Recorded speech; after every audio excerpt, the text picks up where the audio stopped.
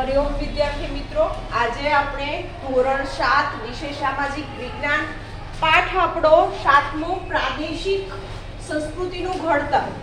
બરાબર, પ્રદેશવાર સંસ્કૃતિનું ઘડતર કઈ રીતે થાય છે, પ્રાદેશિકતા શું છે, બરાબર, આ બધી જ વસ્તુઓ આપણે આ પાઠની અંદર જોઈશું. તો પહેલા તો આપણે કઈ વસ્તુ ઉપર ફોકસ કરવાનું છે કે ભાઈ ભાષાઓ. આપને ખબર છે દરેક પ્રાંતની દરેક પ્રદેશની ભાષાઓ તમને કેવી જોવા મળે છે, ભાઈ અલગ અલગ જોવા મળશે. અહીંયા આપણે જોઈએ છીએ કે ભાઈ ભારતમાં પ્રાંતીય ભાષાઓનો વિકાસ કઈ રીતે થયો. ભલે એક જ ભાષા હોય પણ એની અંદર પણ અલગ અલગ તમને ભાગો જોવા મળશે.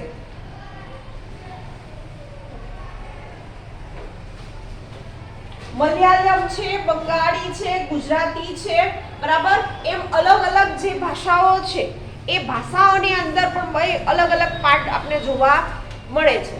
આપણા ગુજરાત રાજ્યની અંદર આપણે જોઈએ છીએ કે ભાઈ ગુજરાતી ભાષા બોલાય છે, બરાબર, પણ અહીંયા આપણે અમદાવાદમાં ગુજરાતી કંઈક અલગ બોલાય છે, પછી ઉત્તર ગુજરાતમાં જાઓ તો ત્યાં કંઈક અલગ ગુજરાતી બોલાય છે. હા, શબ્દોનો ફેર જોવા મળે છે. મહેસાણા સાઈડ જાઓ તો કંઈક અલગ શબ્દો બોલાય. હવે એ કયા કયા અલગ અલગ શબ્દો છે ખબર છે કોઈને? સૌરાષ્ટ્રમાં જાઓ તો કંઈક અલગ જ બોલી બોલાય. કોણ કહેશે?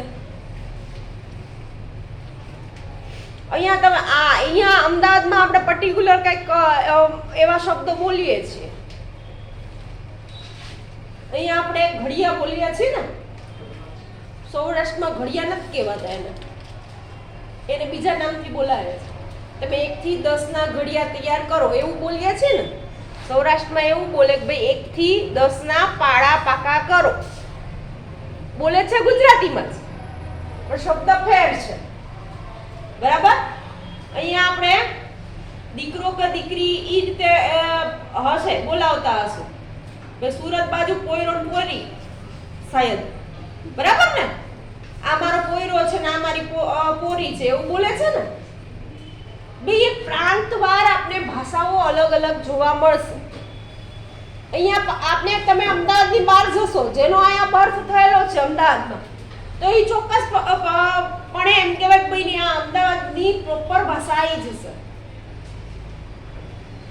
પેલો એનો શબ્દ બકા, હે, વારંવાર આ શબ્દો બધા જ ઉચ્ચારે છે. બીજું કોણ કહેશે મને તમારામાંથી કે અહીંયા અમદાવાદમાં આપણે બોલીએ છીએ અલગ પડતો હોય એ રીતે બીજાની કમ્પેરમાં?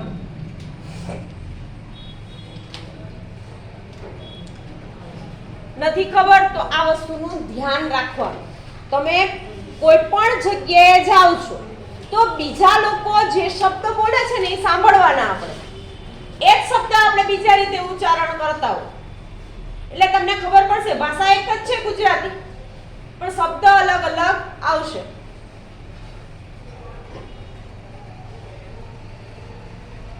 ઘણા એવું કહેતા હોય મારે ખાવું છે, બરાબર, ઘણા એવું કહેતા હોય ભાઈ મારે જમવું છે.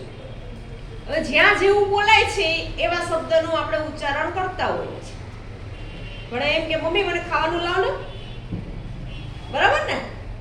ઘણાના ઘરમાં એવું બોલાતું મને જમવાનું આપો ને.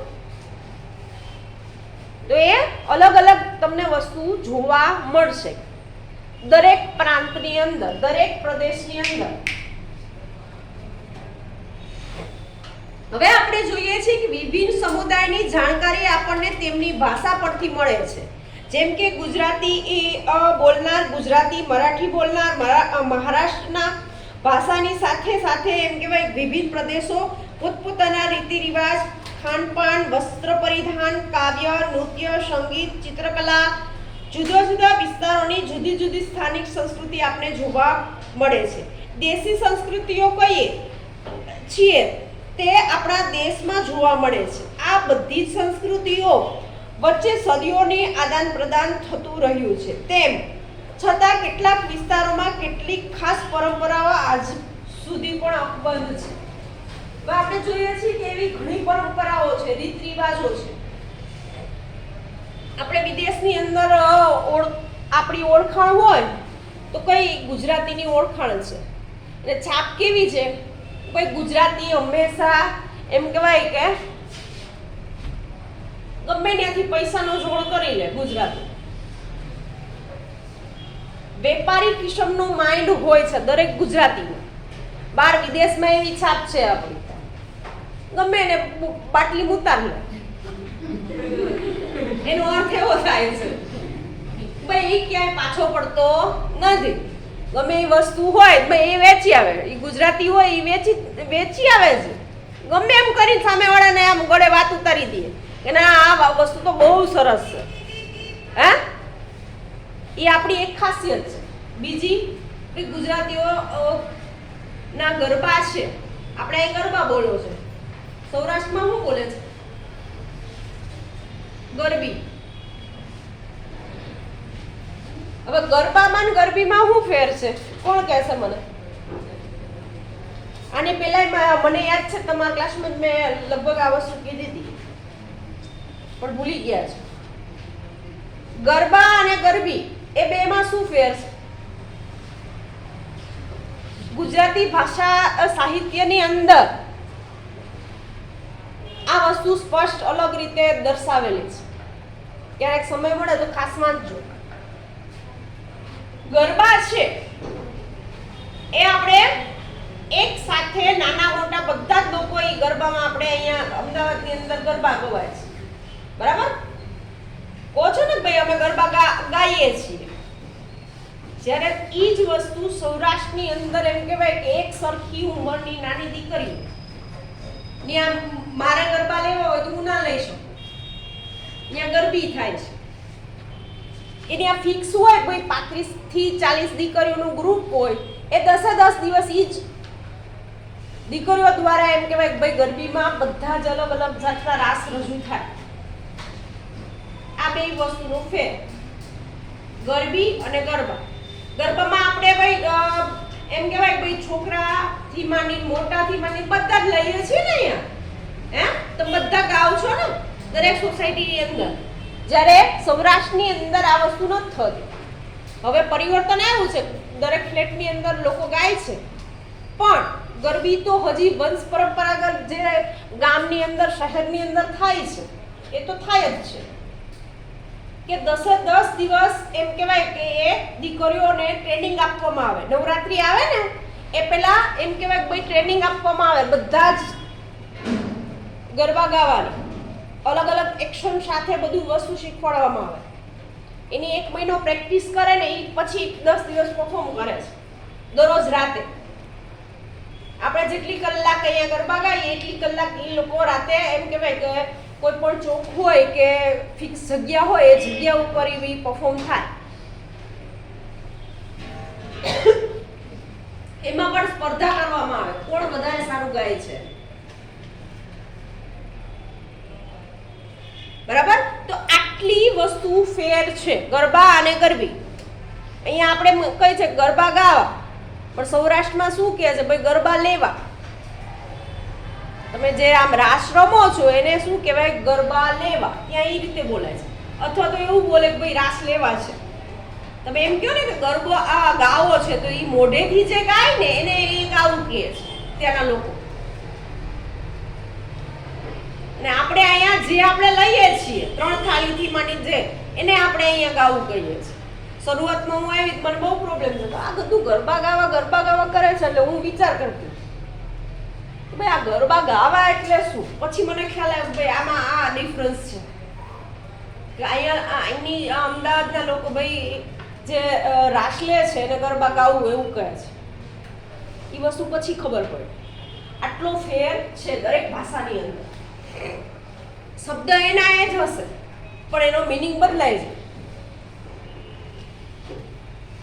એ બે આપણે જોઈએ કે નૃત્ય કલા લઈ લો, સંગીત કલા લઈ લો, બધી જ જગ્યાએ આપણે જુદા જુદા ભાઈ રીતિ રિવાજો જોવા મળશે.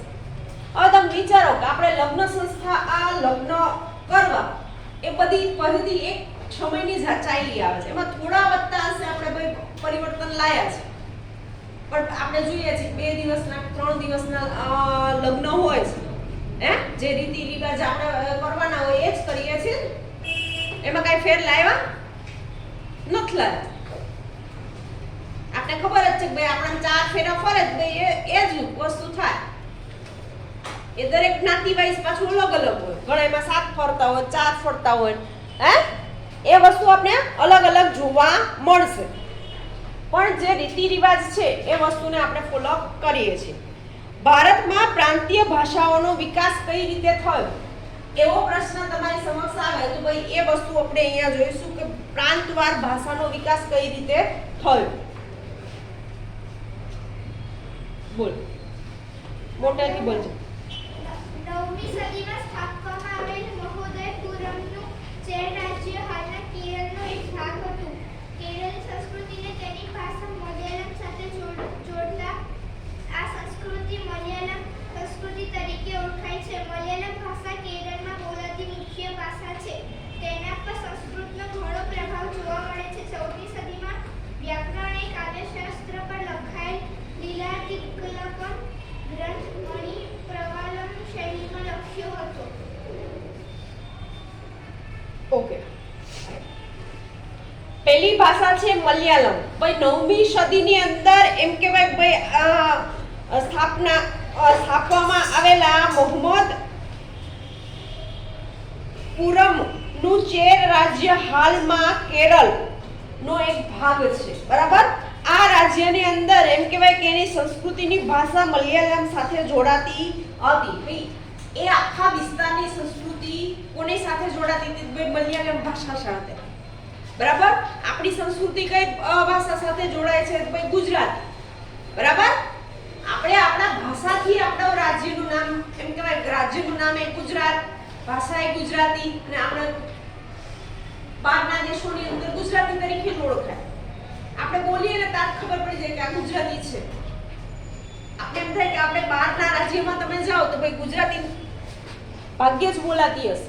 ગુજરાતી લેંગ્વેજ નથી બોલાતી ગુજરાતની બહાર. ત્યાં તમારે હિન્દી અથવા ભાઈ ઇંગ્લિશની અંદર વાત કરવી પડે. ઈ સિવાય બીજી લેંગ્વેજ ત્યાંની પ્રોપર લેંગ્વેજ ન. આપણે મહારાષ્ટ્રની અંદર તમે જાઓ, મુંબઈ જાઓ, ત્યાંના લોકોને ગુજરાતી નથી આવડતું. ત્યાં આપણે વાત કરવી છે ભાઈ કઈ ભાષાની અંદર? હિન્દી અથવા ભાઈ મરાઠી અથવા ભાઈ ઇંગ્લિશ.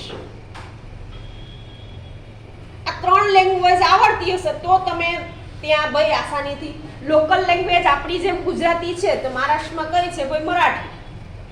મરાઠી ભાષા આપણે આવડવી જોઈએ તો આપણે મુંબઈમાં વાર્તાલાપ કરી શકીએ. નકર આપણે અઘરું પડે. નો ડાઉટ હિન્દી આવડતું હોય, ઇંગ્લિશ આવડતું હોય તો આપણે કરી શકીએ. એવું નથી કરી શકીએ.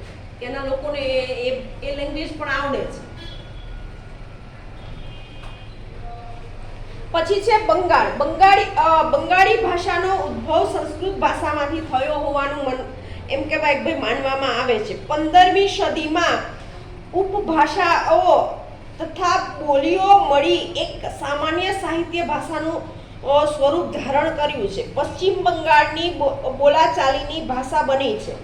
જનજાતીય ભાષાઓ એમ કહેવાય કે ફારસી ભાષા અને ભારતમાં અંગ્રેજ શાસનની શરૂઆતમાં બંગાળથી થતા ત્યાં યુરોપિયન ભાષાઓનો પણ બંગાળી ભાષા પર પ્રભાવ જોવા મળે છે.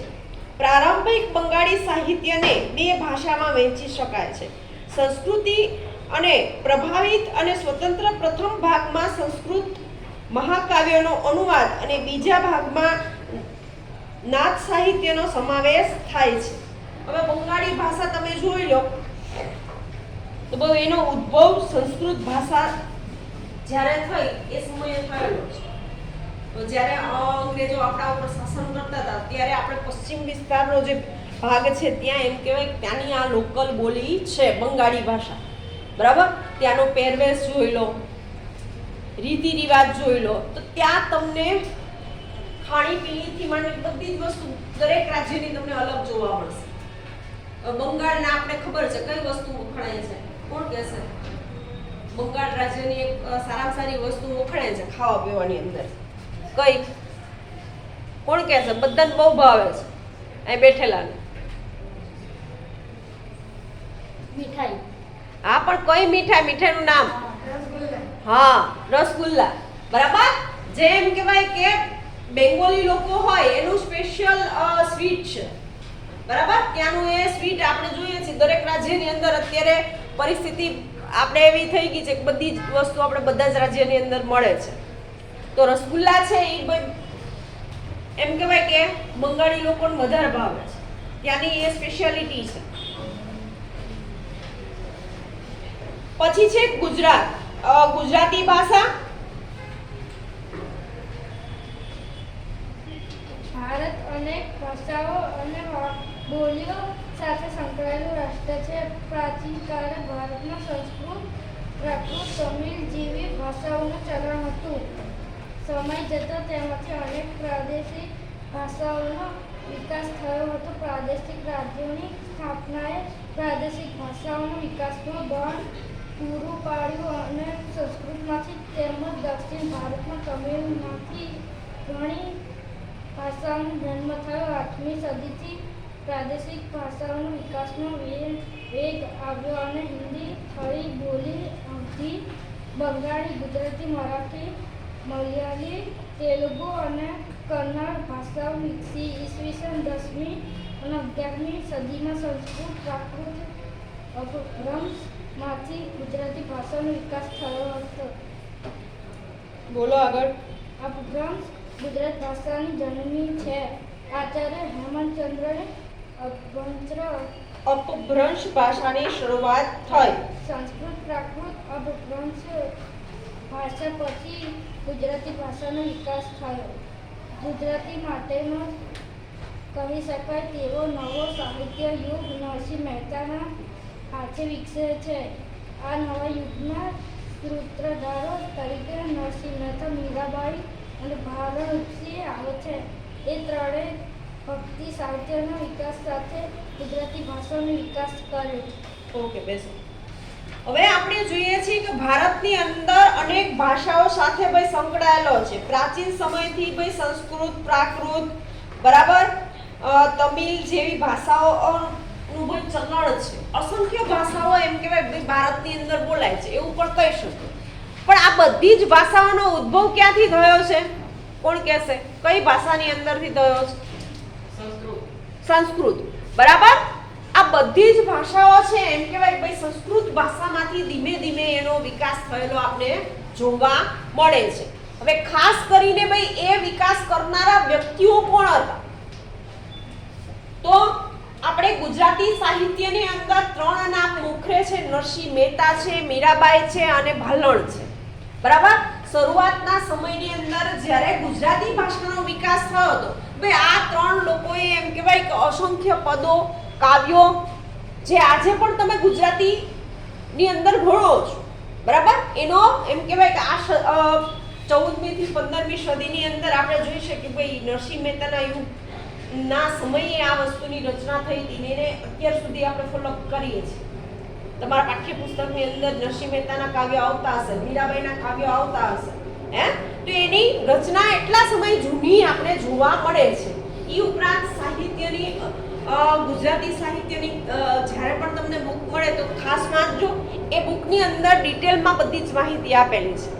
ભાઈ નરસિંહ મહેતાએ કાવ્યો કેટલા લખેલા છે, પદો કેટલા લખેલા છે, એ બધી જ બુક તમે સમય મળે તો કોઈ વાંચવાનું રાખો. શું કામ? ભાઈ એમાંથી એ સમયનો આપણે ભાઈ નોલેજ મળે છે.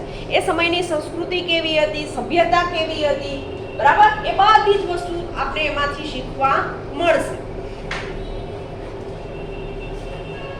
પછી છે નરસિંહ મહેતાએ શામળસાના વિવાહ, કુંવરબાઈનું મામેરું, હુંડી, સુદામા ચરિત્ર, દાણલીલા વગેરે કૃતિઓની રચના કરી છે. મીરાબાઈએ કૃષ્ણ ભક્તિને કેન્દ્રમાં રાખી ઘણા બધા પદોની રચના કરી છે. ભાલણે સૌપ્રથમ પોતાની રચનાઓમાં ગુજરાતી ભાષા માટે ગુર્જર ભાષાની સંજ્ઞા આપી હતી.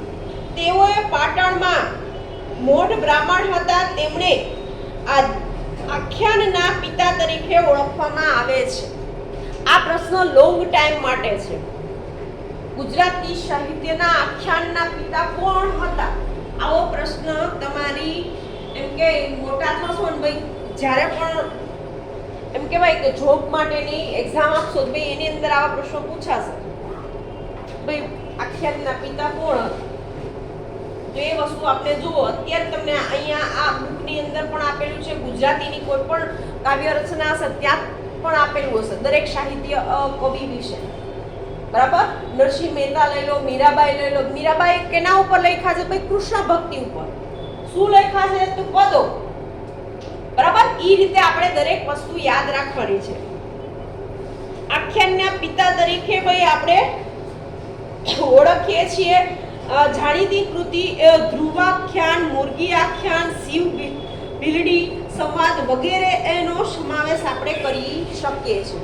હવે આખ્યાનની અંદર કેવી રચના હોય? જેમ આપણે નાટકની અંદર સંવાદ બોલીએ છીએ ને, એની અંદર તમે સિરિયલ જોવો છો, એમાં દરેક પાત્ર પોતાની લાઈન બોલે છે ને, એ જ રીતે આખ્યાનની અંદર પણ પાત્રો પોતપોતાના એમ કહેવાય કે ભાઈ સંવાદ બોલતા હોય એ રીતનું આખું લખાણ તમને જોવા મળશે.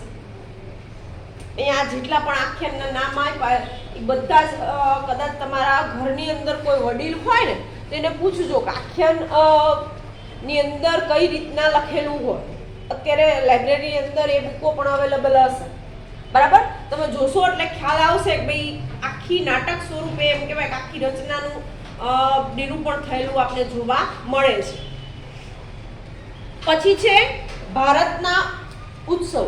આપણે ભારતની વિવિધ ભાષાઓ વિશે જોયું. પછી આપણે જોઈએ કે ભાષાની સાથે સાથે ભારતની અંદર વિવિધ ઉત્સવો ઉજવાય છે.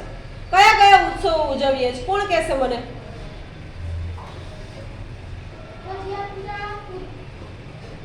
જગન્નાથ યાત્રા, હોળી, લક્ષ્મણ હોળી, બરસાના હોળી, પછી પોંગલ, ઓણમ, દિવાળી, દુર્ગા પૂજા, નાતાલ, મોહરમ, ઈદ, પતેતી. Okay, good. ચેટીચંડ. આ બધા જ ઉત્સવો આપણે આખા વર્ષ દરમિયાન ઉજવીએ છીએ. ભાઈ એની અંદર નાત જાતનો ભેદભાવ નથી રાખ્યો આપણે. એ હિન્દુ સંપ્રદાયનું હોય કે બીજા સંપ્રદાયનું હોય, દરેક ઉત્સવને આપણે ઉત્સાહપૂર્વક ઉજવીએ છીએ. બરાબર, એ કોઈ પણ રીતે આપણે જોઈએ છીએ કે દરેક તહેવાર છે એ ભાઈ હળીમળીને ઉજવીએ છીએ. બરાબર, દિવાળી હોય ભાઈ દિવાળીમાં આપણે પણ હિન્દુ ધર્મનો તહેવાર છે છતાં પણ એમ કહેવાય મુસ્લિમ ઘરની અંદર પણ ફટાકડા તો ફોડે જ છે.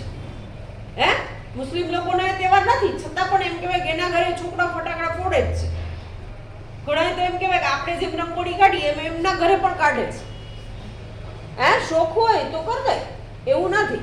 આપણે જોઈએ છીએ કે ઈદનો તહેવાર છે એ ભલે મુસ્લિમ સંપ્રદાયનો હોય, ભાઈ હિન્દુના ઘરેથી પણ એ લોકોને આપણે ભાઈ વિશ કરીએ છીએ. ભાઈ હેપી જેમ હેપી ન્યુ યર આપણે કરીએ દિવાળી ઉપર, એ જ રીતે આપણે ઈદ મુબારક લોકોને વિશ કરીએ છીએ. મુસ્લિમ સંપ્રદાયના જેટલા પણ હોય, આપણા કલીગ હોય કે આપણા મિત્રો હોય, તો ભાઈ એના તહેવાર આપણે વિશ કરીએ છીએ. બરાબર, હમણાં ખ્રિસ્તીઓનું નૂતન વર્ષ ગયું, બરાબર ને, તો આપણે બધાએ વિશ કર્યું કે ને, ભલે આપણે હિન્દુ સંપ્રદાયનું નથી છતાં પણ એમ કહેવાય કે આપણે નવા વર્ષની ઉજવણી ભાઈ એમની સાથે સેલિબ્રેશન કર્યું. તો એ શું બતાવે છે કે ભાઈ ભારતની અંદર વિવિધતા હોવા છતાં ઘણી બધી એકતા રહેલી છે. ભાઈ વિવિધ સંપ્રદાય છે, વિવિધ જ્ઞાતિઓ છે, છતાં પણ આપણે કહીએ કે ભાઈ ભારતની અંદર એક થઈ અને આપણે ઉત્સવ છે, તહેવાર છે, આ બધી જ વસ્તુઓ ઉજવીએ છીએ. તો એમાં પહેલું છે જગન્નાથ યાત્રા.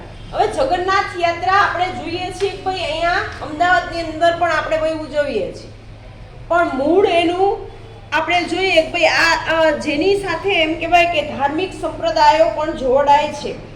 ઓડિશામાં પુરીમાં આવેલા જગન્નાથ સંપ્રદાયના સુવિખ્યાત છે. હવે ઓડિશા રાજ્ય જે છે એ રાજ્યની અંદર પુરી નામનું જે શહેર આવેલું છે ત્યાં જગન્નાથ મંદિર છે. જેવું અહીંયા આપણે અમદાવાદમાં જગન્નાથ મંદિર છે, પણ મેન શાખા આપણે ક્યાં? ભાઈ પુરીની અંદર. ત્યાં પણ જેમ આપણે અમદાવાદમાં રથયાત્રા નીકળે છે એ જ રીતે ત્યાં પણ નીકળે છે. જ્યારે પણ સમય મળે તો ખાસ અમદાવાદનું જગન્નાથ મંદિર જોઈ આવજો. બરાબર, એટલે તમને એ સમયની ભાઈ રથયાત્રા નીકળે ત્યારે કઈ રીતે નીકળે છે, એની આજુબાજુનો વિસ્તાર છે. બરાબર, આપણે જોઈએ છીએ કે ભાઈ આખા અમદાવાદમાં નથી ફરતી. બરાબર, અમુક વિસ્તાર નક્કી કરેલા છે ભાઈ એ એરિયાની અંદર ભાઈ જગન્નાથ યાત્રા ફરે છે.